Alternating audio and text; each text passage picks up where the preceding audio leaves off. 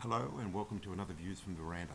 Well look, there's been a lot of talk around inflation rate and the fact that it's gone up to 4.4% in the last month from 4.1% and the effect that that may have in terms of the RBA's decisions around interest rates and what effect that will have on the real estate market.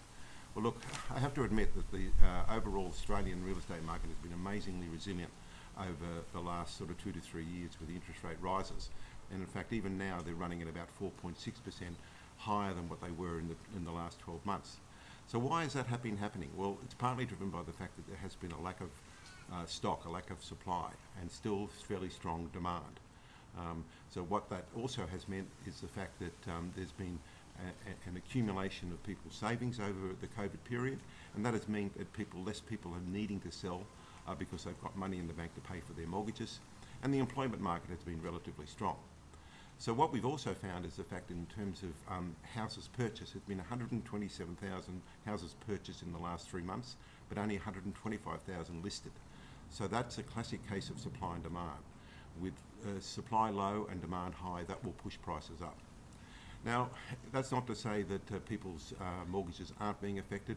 A lot of them are coming out of fixed mortgage rates into variable, and that variable rate will certainly have a dramatic increase on people's ability to actually fund their mortgages. So what we've also found in that period is the fact that there has been a situation where, in fact, people's mortgages have, if there is another rate rise of, say, 25 basis points, that'll bring the average mortgage up to around $4,000 a month. Now that will certainly have a bit of an effect on property prices, and we're starting to see that at the moment. In fact, we are seeing the market starting to slow somewhat. In fact, it was running at about 3.3% this time last year. It's only running at 1.8%. So we are starting to see that effect.